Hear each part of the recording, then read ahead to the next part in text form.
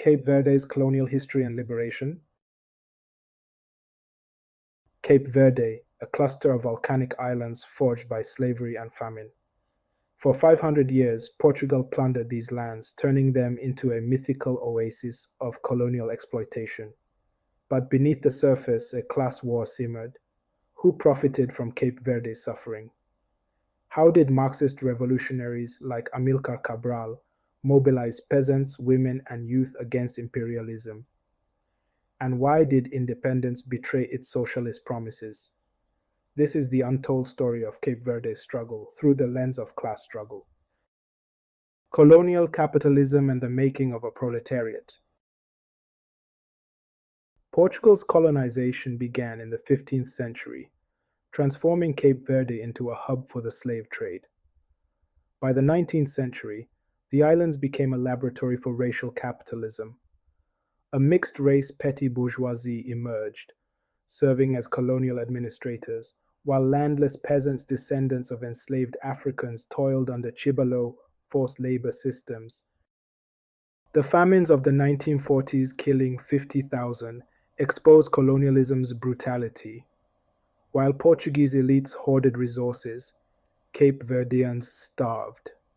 This crisis birthed a rural proletariat ripe for revolt. Amilcar Cabral and the Paix's class analysis. Enter Amilcar Cabral, an agronomist turned revolutionary. Cabral's Marxist genius lay in his materialist analysis of Cape Verde's class structure.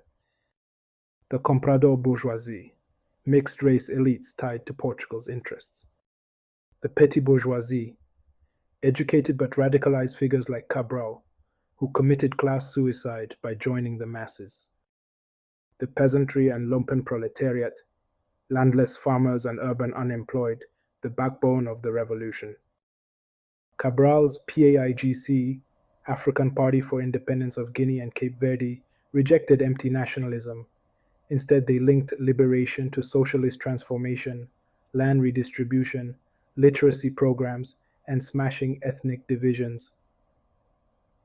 Ibalalilari, women, youth, and the everyday revolution.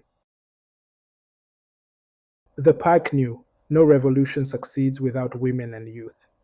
Women like Carmen Pereira, later Guinea-Bissau's interim president, smuggled arms, ran schools, and challenged patriarchal norms.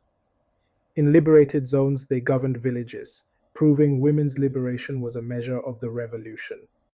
Youth were the militant educators. Cabral's weapon of theory wasn't just guns, it was political schooling. Children and teens learned to connect their hunger to imperialism, turning classrooms into sites of class consciousness. Independence and the betrayal of socialism. 1975. Cape Verde won independence, but the revolution was incomplete. The PAIGC, now in power, abandoned socialism under pressure from neo-colonial forces. The Marxist state became a neoliberal puppet, privatizing resources and relying on IMF loans. Why? Cabral's assassination in 1973 left a vacuum.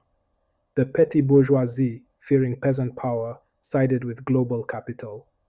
Today, Cape Verde's economic miracle masks one of Africa's highest wealth gaps, a stark lesson in revolutionary betrayal. Cape Verde's story is a dialectic of hope and failure. Cabral's vision of socialism rooted in peasant and worker power was derailed by class compromise. But the struggle isn't over. From the 2011 public sector strikes to youth-led climate justice movements, the masses remember that liberation is a class war. The question remains, will Cape Verde's workers reclaim their future? Thank you for joining us on this incredible journey through Cape Verde's untold history. Drop your comments below. Don't forget to like, share, and subscribe as we continue to explore the stories that shaped Africa's past and future. Together, let's celebrate the legacies that define us. Until next time, stay critical and keep questioning.